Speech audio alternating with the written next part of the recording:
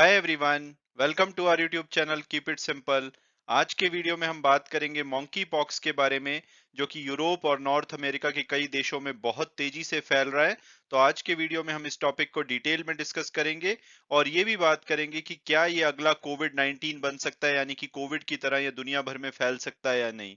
और आगे बढ़ने से पहले अगर आपने अभी तक चैनल को सब्सक्राइब नहीं किया तो प्लीज सब्सक्राइब करके हमें मोटिवेट कीजिए। तो सबसे पहले अगर बात की जाए कि भाई मॉन्की पॉक्स होता क्या है, तो ये एक इन्फेक्शन है जो कि काफी रेयर है, यानी कि आपको बहुत ज्यादा कॉमन नहीं मिलेगा, ये लोगों में काफी रेयर है और ज्यादातर ये माइल्ड होता है, यानी कि बहुत ज्यादा स्ट्रॉन्ग इन्फेक्शन नहीं होता, हल्का फुल्का इन्फेक्शन होता है। और ये अफ्रीका के देशों में ज्यादातर जो वाइल्ड एनिमल्स यानी जंगली जानवर होते हैं उसके थ्रू लोगों में फैलता है। 1958 में इसका पहला केस देखा गया था, जब कुछ बंदरों को रिसर्च के लिए रखा गया था, तो उन बंदरों में पाया गया था, इसलिए इसका नाम मॉन्की पॉक्स पड़ा है।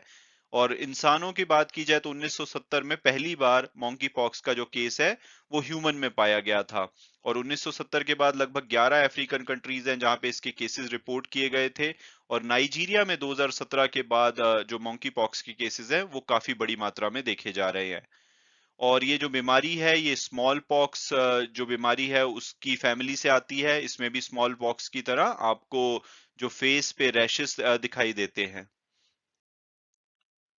और अब अगर बात की जाए कि भाई मॉन्की पॉक्स आपको हो कैसे सकता है, तो अगर कोई इन्फेक्टेड एनिमल है जिसको कि मॉन्की पॉक्स हो रखा है, वो अगर आपको काट ले, या आप उसके ब्लड को या बॉडी फ्लूइड्स जैसे कि कोई पसीना या यूरिन वगैरह या उसके फर को अगर आप टच कर ले, तो ये आपको हो सकता है।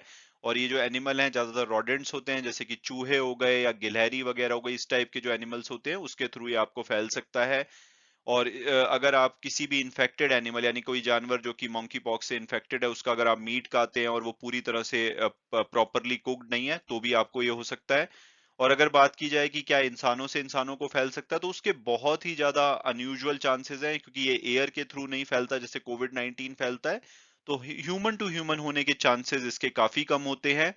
लेकिन अगर किसी ह्यूमन को हो रखा है और उसके आप कपड़ों को टच करते हैं, कोई बेड को टच करते हैं या उसके द्वारा यूज किए गए टॉवल को टच करते हैं, तब आपको हो सकता है।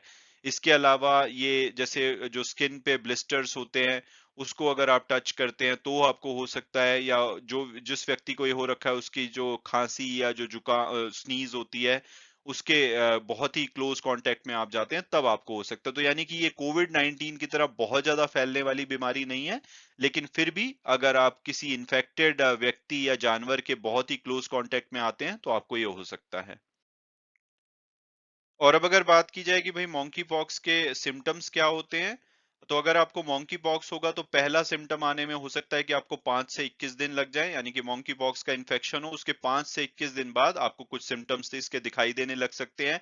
सिम्टम में आपको फीवर हो सकता है, सर में दर्द हो सकता है, मसल पेन हो सकता है, बैक में दर्द हो सकता है, स्वॉलन ग्लैंड्स यानी कि ग्लैंड्स में आपकी सूजन हो सकती है। और ये जो सिम्टम है ये इसको स्मॉल पॉक्स से अलग करता है, क्योंकि स्मॉल पॉक्स में भी आपको ज्यादातर ये सिम्टम्स दिखाई देते हैं, बट उसमें जो ग्लैंड्स हैं उसमें सूजन नहीं होती है। तो इसमें जो मॉन्की पॉक्स होता है इसमें ग्लैंड्स पे सूजन दिखाई दे सकती है।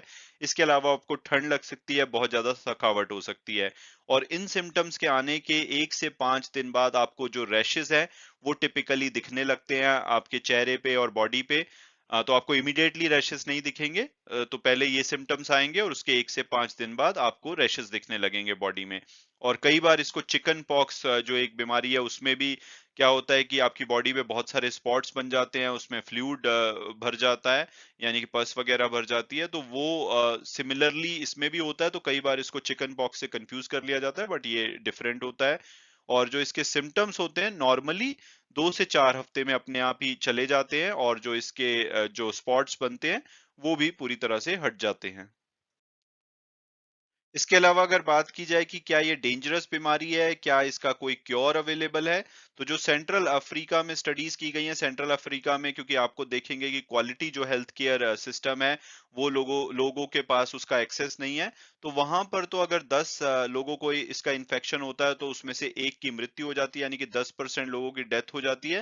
हालांकि जहाँ पे क्वालिटी हेल्थ केयर होगा तो शायद ये नंबर कम हो, लेकिन ज्यादातर ये सेंट्रल अफ्रीकन देशों में पाया जाता था। तो वहां की स्टडी के हिसाब से ये 10 इन्फेक्टेड लोगों में से एक लोगों को मार भी सकता है।